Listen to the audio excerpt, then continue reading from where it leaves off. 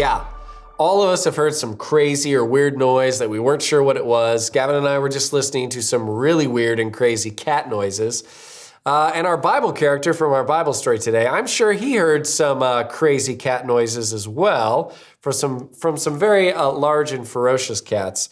So let's get our Bible breakdown with Gavin.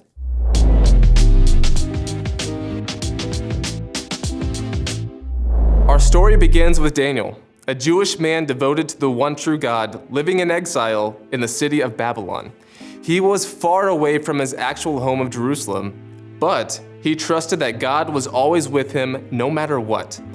Each and every day, he remained faithful to God and did what was right, and God always had his back, especially in this story. So there was this king named King Darius, who was the ruler of the city of Babylon at the time. He actually really liked Daniel and was going to promote Daniel to be one of the rulers of his whole entire kingdom. That's pretty cool. But there was a group of people who did not like the idea of Daniel being a ruler of the entire kingdom. Maybe they just flat out didn't like Daniel or were really jealous of him. Whatever it was, they devised a plan to take him out. The king really liked Daniel, so these guys knew the only way to get rid of Daniel was to force him to break one of the king's laws. So they told the king that he should make a law that for 30 days, no one could pray to anyone unless it was to King Darius. Basically, for 30 days, everyone would have to worship the king, not God. Whoever didn't obey the law would be thrown into a den of lions and be eaten alive. That would be a horrible way to die, especially if you have cat allergies. But the king agreed, and the law was created. These guys knew that Daniel was faithful to God and prayed to him every day, and they wanted to use that against him. When Daniel heard that this law was made official, you're not going to believe what he did. He went home and prayed to God. Even with this law, Daniel knew the right thing to do was pray to God, not the king. Well, the group of people that conjured up this plan saw Daniel praying to God, not the king, and he was disobeying the law. They were so excited because they caught him in the act. The king would have to get rid of him for disobeying the law. So they went and told the king about Daniel.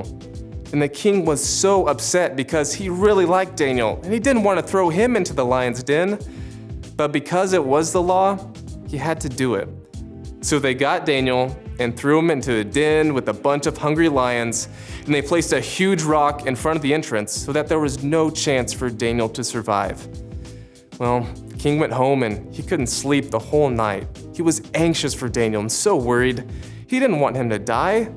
So the next morning, the king rushed to the lion's den, knowing Daniel was an appetizer at this point.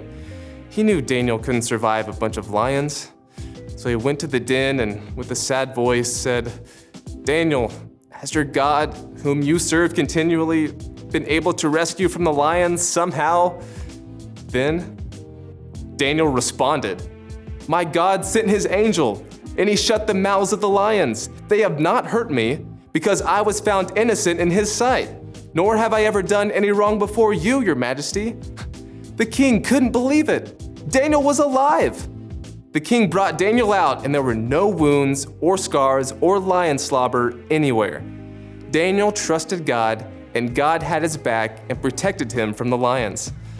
Well, the king realized at this point that these other guys made this whole plan with the law stuff to set Daniel up. The king didn't like that too much, so he threw them into the lion's den instead. And well, you probably could guess what happened to them. This story is incredible. Daniel was so faithful and loyal to God. He trusted that God was with him no matter what. Even though he was thrown into a den of hungry lions, God still had his back. God has our back too. Hopefully we will never find ourselves in a den of lions, especially those of you who hate cats. But like Daniel, we can trust that God is with us. He is always with us. He protected Daniel from the lions. Imagine what he could do for you. No matter what happens at school, at home, or with your friends, trust God and stand up for what's right. He will always be with you. God's got you.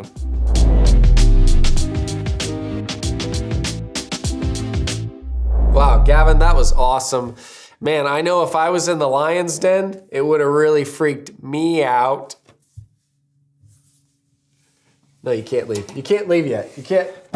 All right, well, that's a great Bible breakdown. Now let's talk more about this in our groups. Come back, Gavin. All right, so right now your groups talk more about how God is with you. Have a great week. And remember, God's got you.